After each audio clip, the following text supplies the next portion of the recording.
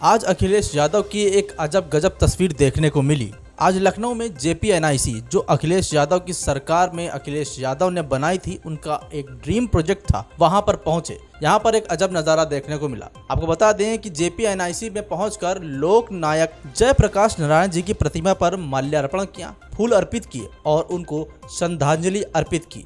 आज उनकी जयंती है। जब अखिलेश JPNIC पहुंचे तो वहां के गेट पर ताला लगा था और ताला देखकर अखिलेश यादव ने यह निर्णय किया कि वो गेट फांद कर जाएंगे और अखिलेश यादव गेट पर चढ़े और गेट फांद कर अंदर गए। वहां पर जयप्रकाश नारायण जी की जो प्रतिमा ढकी हुई थी उस पर से पर्दा हटाया और माल्यार्पण किया। ये तस्वीर देखकर सब लोग हैरत में पड़ गए कि अखिलेश यादव आखिर कर क्या रहे हैं। फिलहाल आपको तस्वीर भी आपने देखी और साथ ही यहाँ पर अखिलेश यादव ने जमकर सरकार पर हमला भी बोला। तो चलिए आपको दिखाते हैं कि किस तरीके से अखिलेश ने सरकार पर जमकर हमला बोला। सुनिए क्या कह रहे हैं सपा के राष्ट्रीय अध्यक्ष अखिलेश यादव।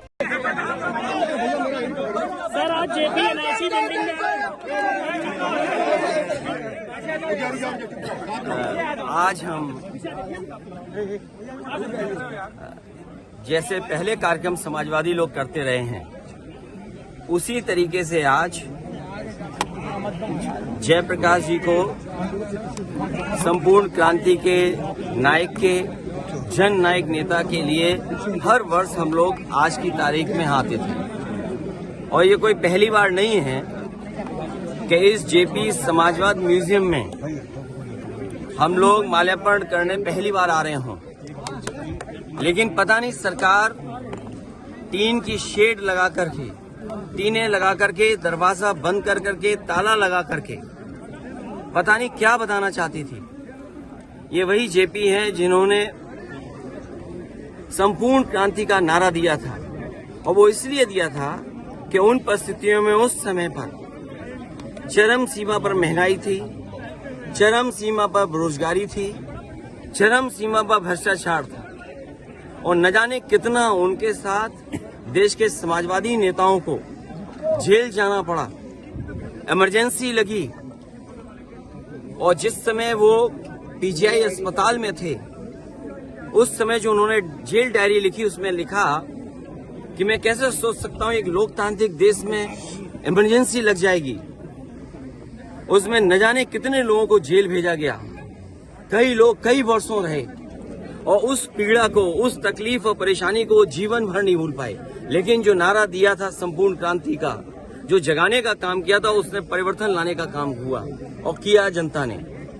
जनता की शक्ति के सामने सरकार की शक्ति का कुछ असर नहीं है। मुझे दुख इस बात का है कि पुलिस लगा करके यहाँ रोक रहे हैं, अधिकारी इस बात के लिए तैयार नहीं है कि किससे पूछें। तो कम से कम ये देश की और प्रदेश की जनता जाने और लोग जाने आखिरकार कौन रोक रहा है, कौन रोक रहा था। इसलिए मजबूरी में जिस तरीके से हर बार माल्यार्पण करने हम समाजवादी लोग आते थे, मुझे याद है जब उद्घाटन हुआ था, नेताजी यहाँ आए थे, नेताजी से मैंने उद्घाटन करवाया था। एकमात्र देश में समाजवादी नेता के लिए एक ऐसा म्यूजियम बना जिसमें उसके जीवन के बारे में लोग प्रेरणा ले सकते हैं। जो आंदोलन उन्होंने चलाए थाली बजा करके, वो उससे प्रेरणा ले सकते हैं कि सरकार के खिलाफ और लोकतंत्र में कैसे आवाज उठाई जा सकती है। आप आवाज दबाने का काम कर रहे हैं उन समाजवादियों को, उन आने वाली पीढ़ी को जो देश के लिए कुछ करना चाहते हैं, सपना देखा है उन्होंने। ये वही म्यूजियम है जो पूरे उनके जीवन के बारे में बताता है, उसको बंद कर रहे हैं। अपनी कौन सी नाकामी छिपा रहे हैं, अपनी कौन सी ऐसी चीज छिपा रहे हैं जिससे जनता को नहीं आने देते।